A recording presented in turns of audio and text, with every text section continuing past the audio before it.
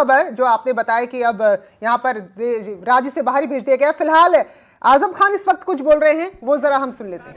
7 जो अधिकारी आए हैं उन्होंने कई क्रिमिनल एक्ट किए हैं। अरे आईडी इतनी नमक में क्या हुआ? आईडी में रखना क्या है? एक रोज पहले ही उनका स्टेटमेंट आया कि पुलिस लाइन में जितनी बंदूकें हैं उन सब की नारे साफ कर दी गई हैं और हिदायत की है पुलिस को कि उसका निशाना न चूके। डीएम प्रोवोक्ड,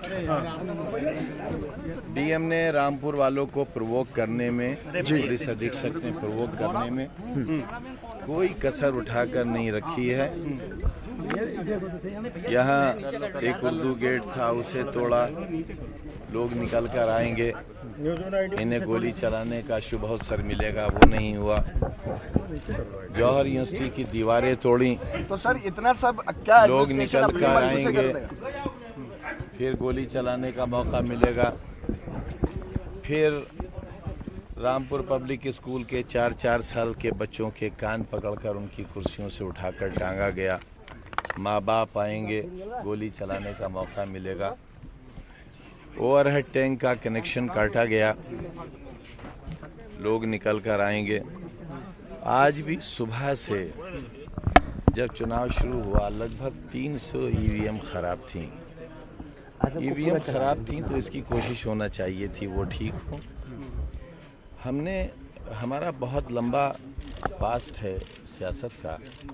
हमने ये देखा है कि हर चुनाव में जिला प्रशासन अगर वहाँ पर कुछ समस्याएं होती भी हैं एडमिनिस्ट्रेटिव, तो उन्हें ये सोचकर टालते हैं कि अब इसे चुनाव बाद देखेंगे, चुनाव शांति से संपन्न हो जाए। लेकिन हमारे प्रशासन ने यहाँ आकर मीटिंग करके जिलाधिकारी ने कहा कि योगी जी मेरे भगवान हैं और मैं उनका भक्त हूँ और भक्त भगवान के लिए कुछ भी कर सकता है। उनकी रिकॉर्डेड स्पीचेस हैं, चुनाव के लिए जो प्रोत्साहित किया जाता है वोटर्स को, उसमें उन्होंने खुलकर बीजेपी के लिए वोट मांगा। कहा जो व्यक्ति बार बार चुना जा रहा है उससे आप क्यों वोट दे रहे हैं, और महिलाओं को संसद में होना चाहिए ज़्यादा, तो आप महिला को वोट दीजिए। ये उनकी हमारे पास रिकॉर्डेड स्पीचेस हैं जो हमने इलेक्शन कमीशन को भेजी, और हमने तो कभी कुछ नहीं कहा, कभी कुछ नहीं कहा। सर वो किसके इशारे पर काम कर रहे हैं? और भाई बेटे जिसकी सरकार है उसके इशारे पर। योगी आदित्यनाथ अब मेरे पास आप जानते हैं मैंने कई स्कूल मेरे बच्चों के चलते हैं सीबीएसई बोर्ड के, और इन स्कूलों में जिन बच्चों के माँ बाप नहीं हैं उनसे फीस नहीं ली जाती जी। उनकी ड्रेस स्कूल देता है, किताबें स्कूल देता है।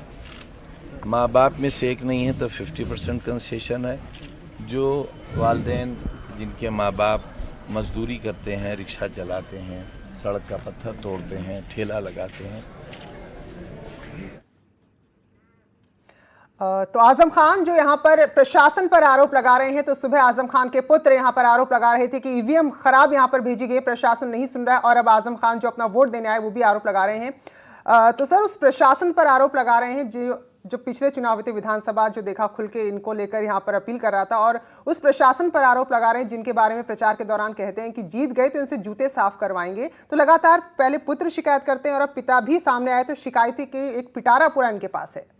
देखिए प्रत्याशी हैं, वो अपनी पेशबंदी करेंगे ही, लेकिन ये बात कोई भी समझदार आदमी नहीं मानेगा कि अचानक 300 ईवीएम खराब हो गई एक कंस्टिट्यूंसी में। ऐसा कभी नहीं होता। एक जो बात मैं शुरुआत में कह रहा था, ईवीएम का परसेंटेज देखना होगा, कितने परसेंट ईवीएम खराब हुई टोटल में से, क्या ये नॉर्मल है, और अगर वो नॉर्मल है तो उस पर चर्चा की भी जरूरत नहीं। 100 आउट ऑफ 100 रिजल्ट देने वाली मशीन तो बनी ही नहीं दुनिया में।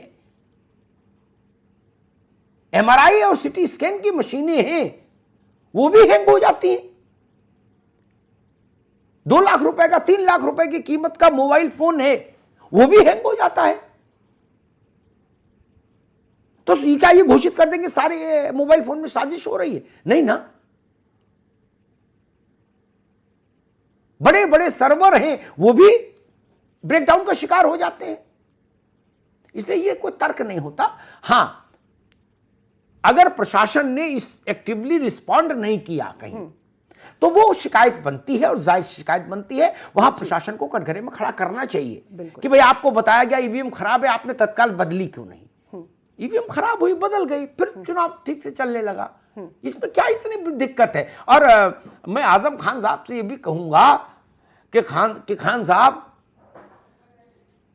थोड़ा इतना मत बोल दीजिएगा कि 23 मई को अगर नतीजा खुशगवार आ जाए आपके लिए तो बाद में आपका बोला हुआ ही एक संकट हो जाए। भाई क्या पता क्या निर्णय आए। बिल्कुल। तो इसलिए उतना मत बोलिए, उतने आरोप मत लगा दीजिए एक साथ, जितने आरोपों में लोगों को ये लगे कि आरोप सिर्फ राजनीतिक दृष्टि से लगाने के लिए लगाए जा रहे हैं। तो बिल्कुल, जब लोकसभा चुनाव में आप फूलपुर की बात करते हैं, गोरखपुर की बात करते हैं, कैराना की बात करते हैं कि भाई जनता ने बता दिया कि किसकी साइड है, तो ये भी ध्यान रखें कि वो नतीजे भी इसी ईवीएम से आए थे जिस पर आप उंगली उठा रहे हैं, सवाल उठा रहे हैं। बिल्कुल, एक छोटा सा ब्रेक यहां पर लेते हैं, लौटेंगे जल्द ही।